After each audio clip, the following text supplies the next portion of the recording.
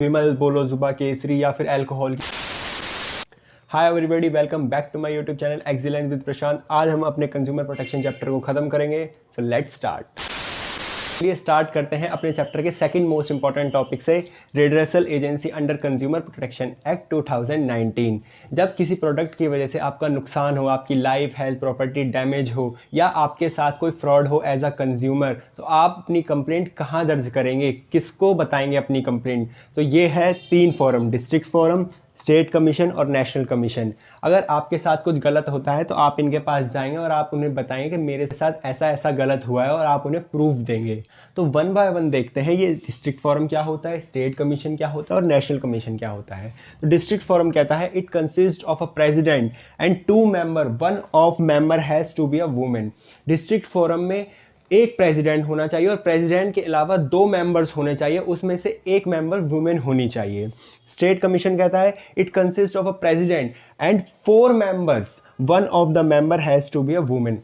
यहाँ पर एक प्रेसिडेंट होगा पर प्रेसिडेंट के अलावा 4 और लोग होंगे और उन 4 में से एक वुमेन होगी। नेशनल कमीशन क्या कहता है? It consist of president and 4 members, one of member has to be a women. National commission का भी यही है कि एक प्रेसिडेंट होगा और उसके अलावा 4 और मेंबर्स होंगे, उन 4 मेंबर्स में से कोई एक वुमेन होनी चाहिए। तो डिस्ट्रिक्ट फोरम कहता है यहाँ पे एक प्रेसिडेंट, 2 पर्सन, उनमें से एक वुमेन होनी चाहिए। यहाँ पर एक प्रेसिडेंट, 4 पर्सन, उसमें से एक वुमेन होनी चाहिए। नेशनल कमीशन यहाँ पर एक प्रेसिडेंट, 4 मेंबर्स, उसमें से एक वुमेन होनी चाहिए। नेक्स्ट कहते हैं अपॉइंटेड ऑफ प्रेसिडेंट। जो प्रेसिडेंट होगा उसे कौन अपॉइंट करेगा? जो इन चारों मेंबर्स के, इन 2 मेंबर्स के जो ऊपर प्रेसिडेंट बैठा है, उन्हें कौन अपॉइंट करेगा? तो डिस्ट्रिक्ट फोरम में उसे स्टेट गवर्नमेंट अपॉइंट करेगी, स्टेट कमीशन में भी स्टेट गवर्नमेंट करेगी और नेशनल कमीशन में उसे स्टेट गवर्नमेंट अपॉइंट करेगी। जो प्रेसिडेंट होगा ना आपके डिस्ट्रिक्ट फोरम का, स्टेट कमीशन का, नेशनल कमीशन का, तो डिस्ट्रिक्ट फोरम में उसको स्टेट गवर्नमेंट अपॉइंट करेगी। हाँ, आप एज अ प्रेसिडेंट यहाँ पर अपॉइंटेड हैं। स्टेट कमीशन में स्टेट गवर्नमेंट करेगी और नेशनल कमीशन सेंट्रल गवर्नमेंट करेगी।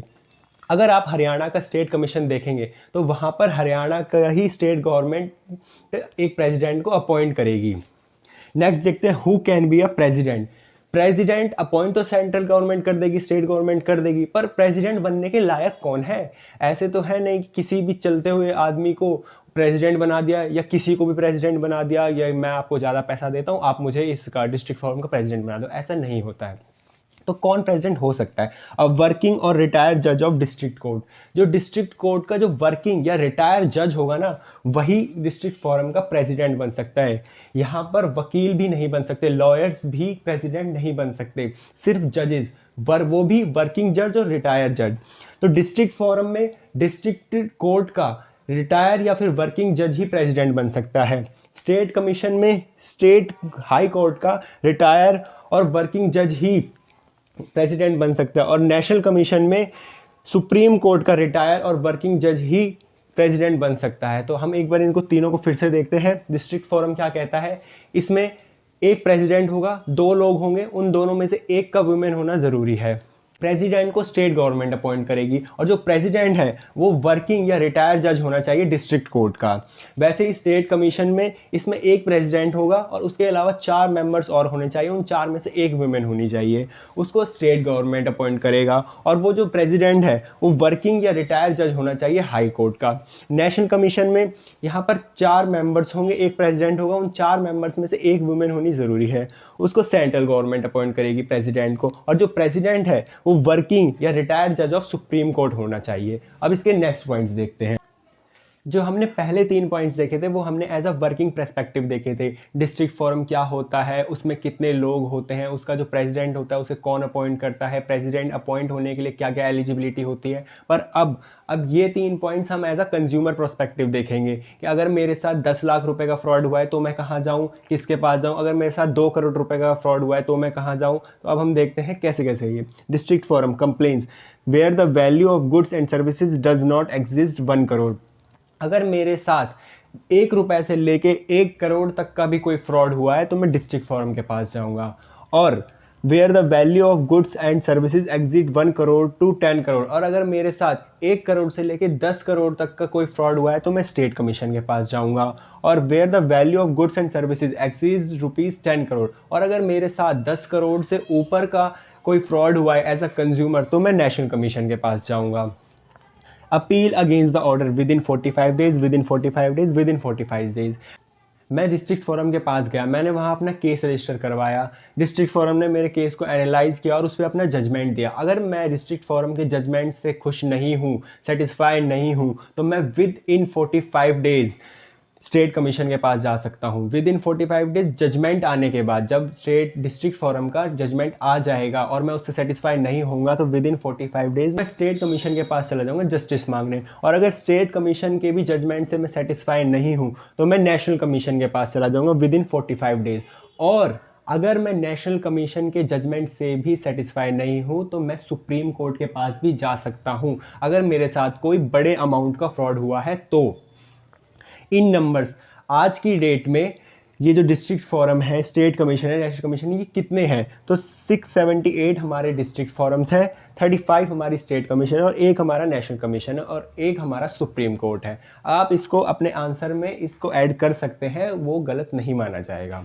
तो हमने देखा डिस्ट्रिक्ट फोरम क्या होता है, स्टेट कमीशन क्या होता है, नेशनल कमीशन क्या होता है। डिस्ट्रिक्ट फोरम में 2 लोग होते हैं, एक प्रेसिडेंट होता है, उसमें से एक वुमेन होनी चाहिए। डिस्ट्रिक्ट फोरम के प्रेसिडेंट को स्टेट गवर्नमेंट अपॉइंट करती है। डिस्ट्रिक्ट फोरम का जो प्रेसिडेंट है वो रिटायर या वर्किंग जज ऑफ डिस्ट्रिक्ट कोर्ट होना चाहिए। स्टेट कमीशन में एक प्रेसिडेंट होता है, 4 मेंबर्स होते हैं, उसमें से एक वुमेन होनी चाहिए, उसको स्टेट गवर्नमेंट अपॉइंट करती है। और जो स्टेट कमीशन का जो जज है वो वर्किंग या रिटायर्ड जज ऑफ हाई कोर्ट होना चाहिए। नेशनल कमीशन में 4 लोग होते हैं, एक प्रेसिडेंट होता है, उसमें से एक वुमेन होनी चाहिए। नेशनल कमीशन का जो प्रेसिडेंट होता है उसको सेंट्रल गवर्नमेंट अपॉइंट करती है और वो वर्किंग या रिटायर्ड जज ऑफ सुप्रीम कोर्ट होना चाहिए। आप डिस्ट्रिक्ट फोरम में 1 करोड़ तक की अपनी कंप्लेंट डाल सकते हैं, स्टेट कमीशन में 1 करोड़ से लेकर 10 करोड़ तक की डाल सकते हैं और नेशनल कमीशन में 10 करोड़ से ऊपर की अपनी कंप्लेंट डाल सकते हैं। अब हम देखते हैं importance of consumer protection. Consumer protection act इतना इंपॉर्टेंट क्यों है, वो इतना ज़रूरी क्यों है? इंपॉर्टेंस ऑफ कंज्यूमर प्रोटेक्शन हम इसको 2 पॉइंट ऑफ व्यू से पढ़ सकते हैं, from the point of view consumer, from the point of view business. तो फर्स्ट हम पढ़ते हैं from the point of view consumer. तो फर्स्ट इसका पॉइंट है consumer ignorance. Consumer protection provide information to the ignorant customers regarding rights and remedies available to them. जो consumer है उसको उसके राइट्स के बारे में पता ही नहीं है, अगर उसके साथ कुछ फ्रॉड हो तो वो उस चीज़ पे एक्शन कैसे ले। आपने बहुत जगह ऐसे होर्डिंग्स देखे होंगे, जागो ग्राहक जागो, अपना अधिकार जानो। ये होर्डिंग्स किस लिए होते हैं? ये कंज्यूमर को अवेयर करने के लिए होते हैं कि उनको उनके राइट पता चले कि आपके क्या क्या राइट हैं। अगर आपको आपके राइट ही नहीं पता होंगे तो आपके साथ अगर कुछ फ्रॉड होता है, कुछ गलत होता है, तो आप उस पर एक्शन कैसे लेंगे। इसलिए कंज्यूमर प्रोटेक्शन इंपॉर्टेंट है। सेकेंड पॉइंट है unorganised consumer. Consumer need to be organized in the form of consumer organization which would take care of their interest। Unorganised consumers का मतलब होता है कि अगर किसी एक बंदे के साथ गलत हुआ है तो वो एक अकेला बेचारा क्या करेगा, क्योंकि जो इंडिया के कंज्यूमर्स हैं या फिर वर्ल्ड के भी कंज्यूमर हैं वो अनऑर्गेनाइज्ड हैं। अगर वो एक पर्सन सोचता है कि अकेले मेरे साथ ही तो गलत हुआ, मैं अकेला क्या कर सकता हूँ, तो कंज्यूमर्स के बिहाफ पे कंज्यूमर ऑर्गेनाइजेशंस चल रही हैं। उन कंज्यूमर ऑर्गेनाइजेशन वो एक्शन कैसे लेंगे अगर उनके पास कुछ पावर नहीं होगी। तो कंज्यूमर प्रोटेक्शन एक्ट इन कंज्यूमर ऑर्गेनाइजेशन को पावर देता है कि हाँ आप कंज्यूमर के बिहाफ पे केस लड़िए, और एक सिंगल कंज्यूमर को भी ये पावर देता है कि आप जाइए, अगर आपके साथ कोई ऑर्गेनाइजेशन नहीं है तो आप अकेले केस कीजिए। क्योंकि बिजनेसेस इतने बड़े बड़े होते हैं, कंपनी इतनी बड़ी बड़ी होती है, तो एक अकेला कंज्यूमर इतनी बड़ी कंपनी से कैसे लड़ सकता है। बट कंज्यूमर प्रोटेक्शन उसको ये पावर देता है, उसको ये राइट देता है कि आप जाइए, आप केस कीजिए, और अगर आप सही हुए तो आप केस जीत भी सकते हैं। थर्ड पॉइंट है wide spread exploitation of consumers. कुछ लोग यूँ कहते हैं कि इंडिया के जो कंज्यूमर्स हैं वो अनएजुकेटेड हैं, इसी वजह से उनका इतना एक्सप्लॉयटेशन होता है। आप मुझे अमेरिका बताइए, चाइना बताइए, जापान बताइए, वहाँ के लोग एजुकेटेड हैं, वहाँ पर इंडिया से ज़्यादा एक्सप्लॉयटेशन होता है कंज्यूमर्स का। तो वो एक्सप्लॉयटेशन कैसे होता है? There is a lot of exploitation of consumers as a business use various unfair trade practices to cheat and exploit consumers. India में टबैको की, अल्कोहल की एडवर्टीजमेंट करना गलत है, फिर भी आपने देखी होंगी विमल बोलो जुबा केसरी या फिर अल्कोहल की इंपीरियल ब्लू। तो ये एडवर्टीजमेंट कर रहे हैं, पर ये एडवर्टीजमेंट कर रहे हैं, हम तो इलायची बेच रहे हैं, हम तो सीडी कैसेट बेच रहे हैं, बट इनडायरेक्टली सबको पता है कि ये टबैको बेच रहे हैं, ये अल्कोहल बेच रहे हैं। और सेलर्स कंज्यूमर्स का एक्सप्लॉयटेशन करते हैं, उनको डिफेक्टिव गुड्स दे देते हैं या फिर उस क्वालिटी के गुड्स नहीं देते जिस क्वालिटी के लिए वो पे कर रहे हैं। तो इस तरीके से एक्सप्लॉयटेशन होता है कंज्यूमर्स का, और उन्हें इस एक्सप्लॉयटेशन से बचाने के लिए कंज्यूमर प्रोटेक्शन एक्ट बहुत ज़रूरी है। ये इंपॉर्टेंस होती है from the point of view of consumers, consumer ignorance. जिस कंज्यूमर को उसके राइट्स के बारे में पता नहीं है, उसको उसके राइट्स के बारे में पता चले। अनऑर्गेनाइज्ड कंज्यूमर, जो अनऑर्गेनाइज्ड कंज्यूमर है, उनके बिहाफ पे कोई ऑर्गेनाइजेशन अगर केस लड़ती है तो उसको पावर मिले। और wide spread exploitation of consumer, consumers का जो वाइड स्प्रेड बड़े लेवल पे जो एक्सप्लॉयटेशन हो रहा है वो एक्सप्लॉयटेशन ना हो कंज्यूमर एक्ट की वजह से। अब हम देखते हैं from the point of view businesses. तो अब हम पढ़ेंगे importance of consumer protection from the point of view businesses. Businesses के पॉइंट ऑफ व्यू से कंज्यूमर प्रोटेक्शन क्यों इंपॉर्टेंट है। तो सबसे फर्स्ट पॉइंट कहता है long term interest of businesses.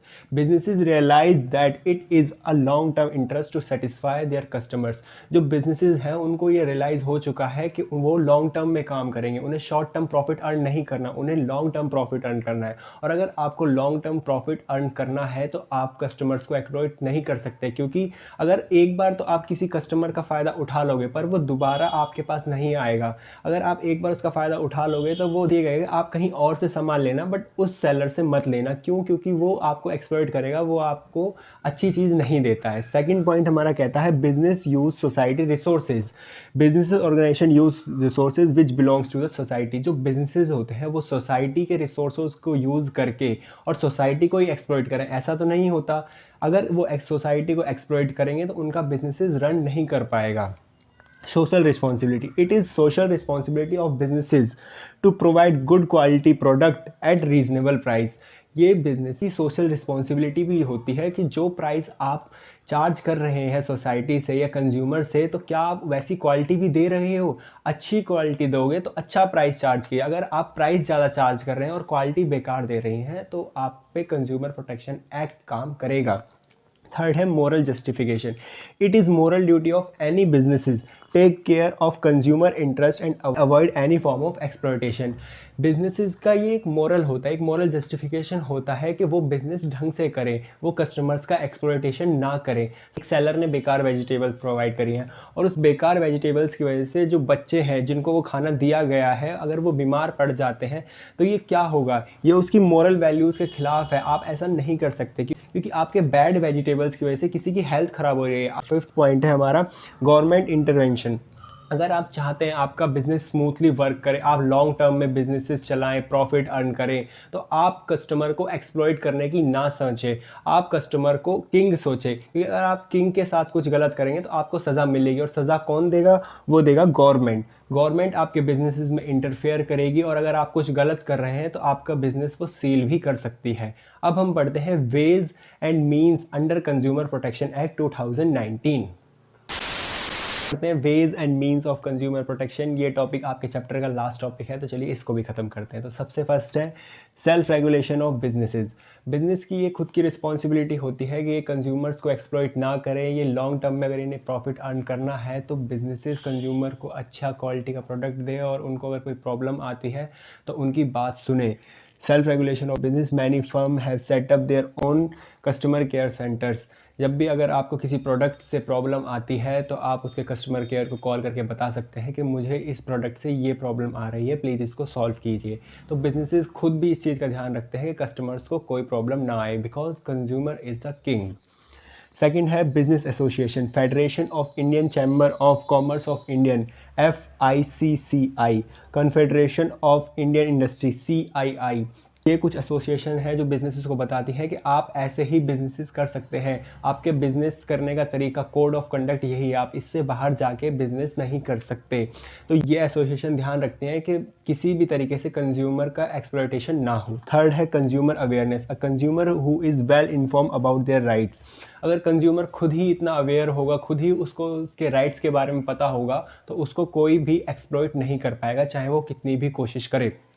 Third है consumer organisation, play important role in educating consumers about their rights. आपने टीवी पे एड्स देखा होगा, जागो ग्राहक जागो, अपना अधिकार जानो। तो ये क्या है? ये कंज्यूमर ऑर्गेनाइजेशन कंज्यूमर्स को अवेयर कर रही है उनके राइट्स के लिए कि आपके ये राइट्स हैं, आप अपने जिम्मेदारियों को, आप अपने अधिकारों को पहचानो।